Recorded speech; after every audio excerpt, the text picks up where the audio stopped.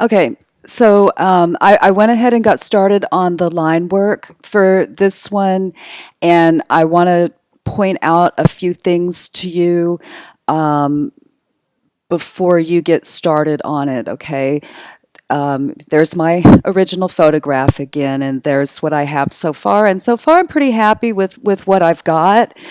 It's not perfect. I've got a few little glitchy areas that, I made a mess right there I need to fix and little things like that. But I want to point out something very, very important that I don't know if it came through on that video or not.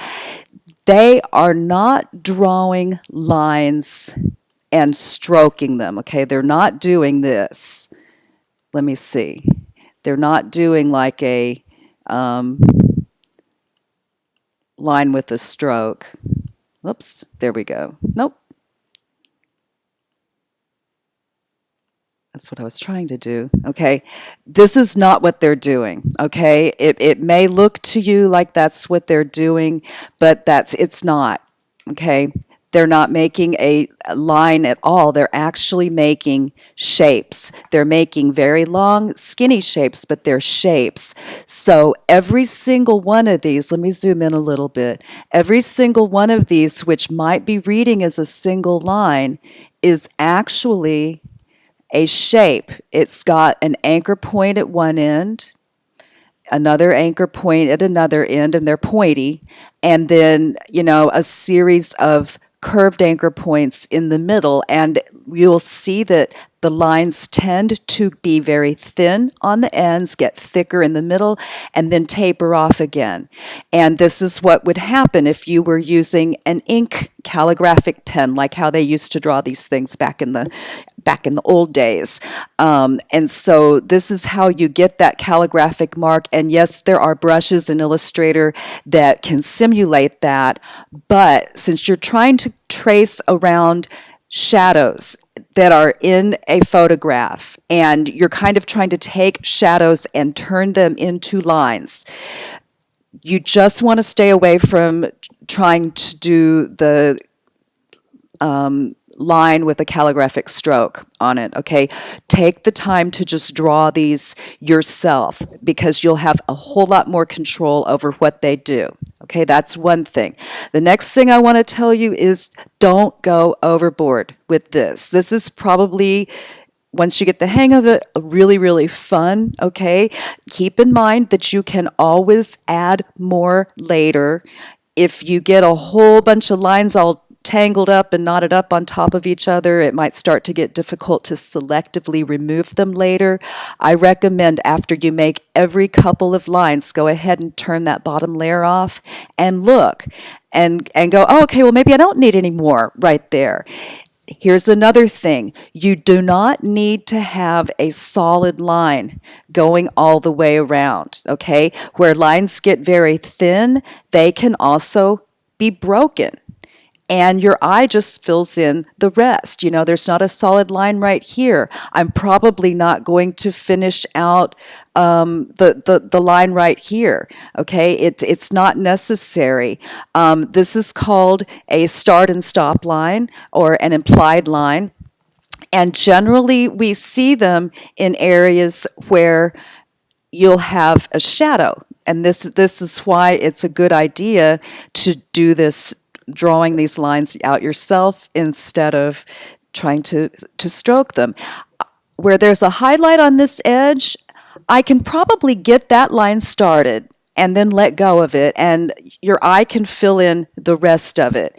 And, right about here where I've got two lines that meet, and then I start to get a shadow. You can see there's a shadow under my chin, and if you follow that around my jawline, you can see that shadow, which is a little line, becomes a thicker shadowy area right up here. Well, I can take this shape of a shadow and kind of stretch it out and turn it into a thick and thin line, and so that's kind of what I've done.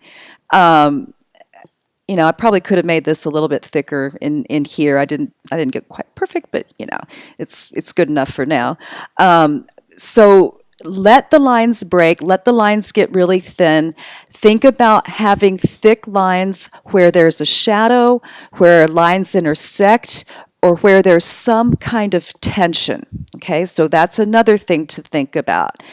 Here's the next thing I wanted you to notice. They did not use black to fill these lines in the video. You would look at it and you would assume that they're using black. It was actually a dark gray.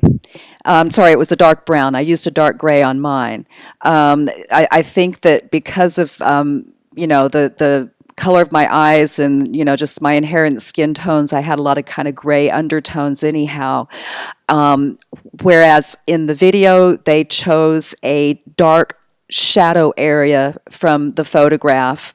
That was a brown. I went ahead and chose the darkest gray I could get out of my eyes. I think I sampled right along in here where I found like a really dark shadow in my eyes. And so all of this, while it might look black, it's actually a dark bluish gray. And it's going to just have a little bit of a lighter touch than an actual black. Areas that you want to stay away from overdoing it on the line work, the face. Less is more. In graphic design, less is more anyhow, but less is more on the face. The more lines you put on the face, the more harsh and aged it will make a person look. And then, when you get to be my age, that becomes a real sore point. It's real sensitive topic. So, like for example, I am not going to draw in every single line around my eyes. I want myself to look 20 years younger, don't I? So I'm going to pick a few of the lines. These do not have enough dimension to them as they are. I need to get a few more lines in there to give them some depth. But they don't need to go all the way around either. You can see how this line, I'm going to go ahead and let it stop there. And let the eye fill it in the rest of the way. So let me do the other side here. If you'll notice, I'm going to zoom way in. When you're doing something tiny like this, you just can't be close enough. Okay. So there's kind of a shadowed area right here where the eyelid kind of catches, the eyeball kind of starts to curve away from you, and generally the upper eyelid will cast shadow on the lower eyelid, and so that's usually an area that's kind of dark. Okay, and then we can kind of take these 2 or 3 shadowed areas and combine them. Having a little trouble seeing what I'm doing there. Can combine them with shapes and make them, there we go. Make them all kind of come together as one. I'm sorry, when I'm concentrating and talking at the same time, it's never good. So I was really having trouble seeing what I was doing when I had the fill on there. I couldn't see where I was going. So I went ahead and took the fill out of it temporarily. I've found it helps me sometimes and doesn't help me at other times. Let's see, I'm really not liking whatever I did with that right there. Okay, if you get yourself in a corner like this is the time to, get out. Get out now before you have some kind of mess you've got to come back and take care of later. So I'm not real sure what I did. I put an anchor point in there somewhere that I didn't want it, and I've got to go ahead and take care of that now, or I'm going to just find it, something frustrating to deal with later. Let me go ahead and add an anchor point right back in here. And let's see. Okay.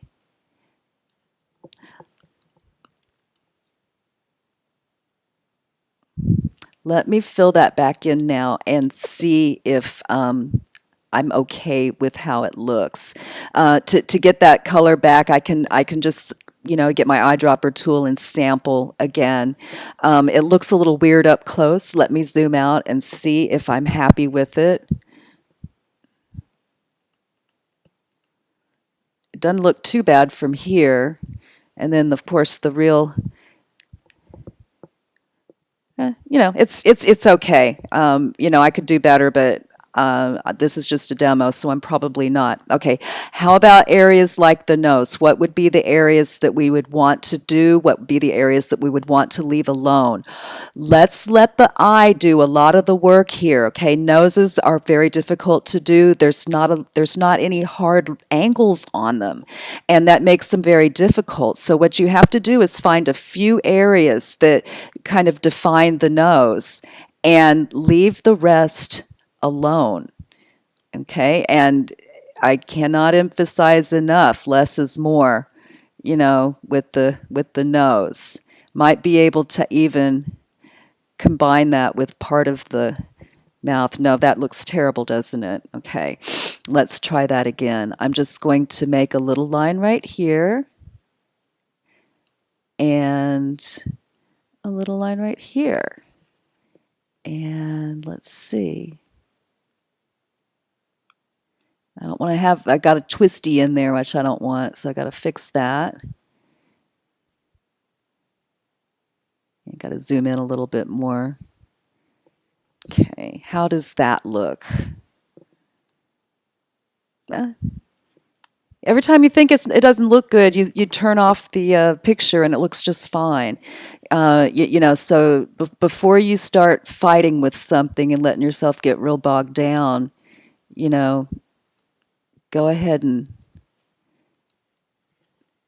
turn the photograph off for a second and take a look. Oops.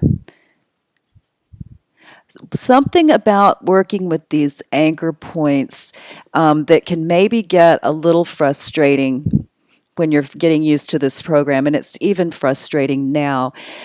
There is exactly one pixel where you can tell, where you can push down on your mouse button and say, okay, this is what I want you to do. It can't read your mind. And so if you are not perfectly on that point, it's not going to know what you want it to do. And that's why if you look, see when I touch the anchor point with my arrow, see how a little pink word anchor lights up? That's letting me know that I, have selected that anchor point, okay? So I'm just going to do like maybe one more little line around the nose, and then I'm going to selectively choose a few parts of the bigger part of the body to do, and you would be surprised just how little you can get away with. You definitely want this to seem like it's complete, but you would be surprised. You don't really have to do very much. That didn't turn out good at all, did it? Let's delete that whole thing and try it again. Okay.